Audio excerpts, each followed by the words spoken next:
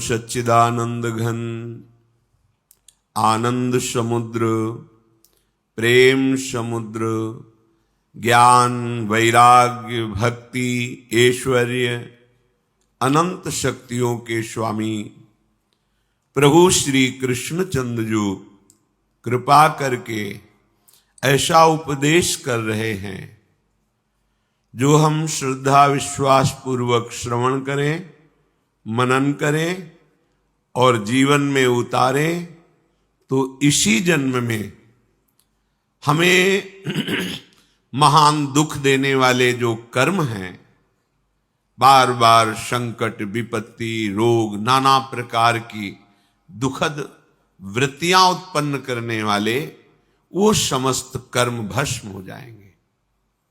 इसी जन्म में हमें वो परमानंद प्राप्त हो जाए जिसकी जन्म जन्मांतरों से हमें खोज है।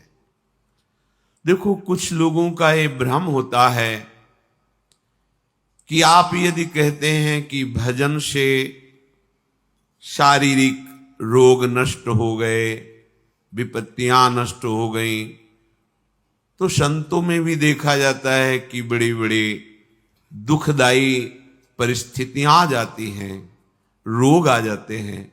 तो क्या इनका भजन ठीक नहीं है या इनको भजन का फल नहीं मिला है? आप अच्छे से समझ लो, जैसे जैसे आपका भजन बढ़ेगा वैसे वैसे इस शरीर से ममता खत्म होगी। आप शरीर ममता में है तो आपको ऐसा लगता है कि साधना और भजन का यही फल है कि हमारा शरीर स्वस्थ रहे और हम खूब मनमानी भोग भोगें। इतनी साधना का फल है। कोई विपत्ति ना आवे, सब आदमी हाथ झुकाए, सर झुकाए, हाथ जोड़े हमारे सामने खड़े रहें, हम सदैव खूब भोगों के भोक्ता बने, तो माने कि हाँ भजन का फल मिला है। भजन का फल ये माया या अविद्या नहीं है भाई, बिल्कुल एक ये स्वप्न है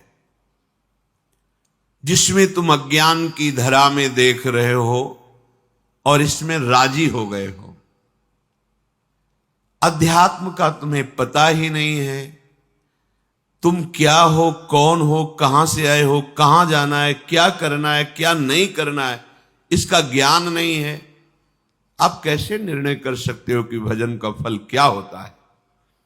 संपूर्ण सृष्टि का मंगल करने की जिन महापुरुषों में सामर्थ्य है, उनके शरीरों में भयानक पीड़ा और कष्ट देखी गई, और वो निर्विकार भाव से भगवान के श्री चरणों का यश गाना, उनमें अपने चित्त को जोड़े रहना, सामर्थ्य होते हुए भी अपमान गाली निंदा सहना। आप इस रहस्य को नहीं जान पाएंगे।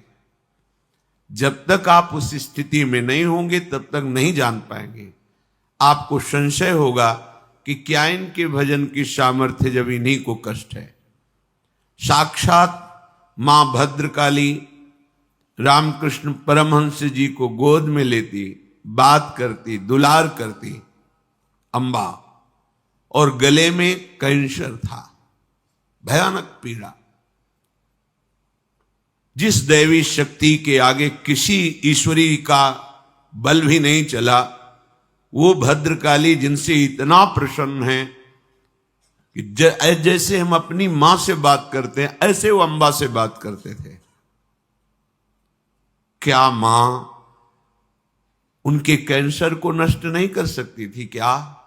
एक कैंसर क्या, जगत के कैंसर को ही मिटा दे तो अम्बा है महान सामर्थ्यशाली दिव्य शक्ति।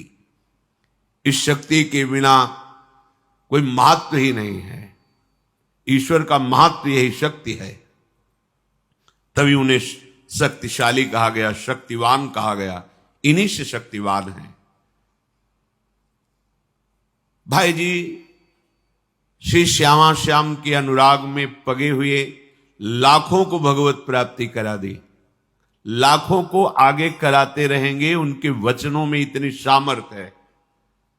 उदर में कैंसर, भयंकर पीड़ा, पूरा जीवन।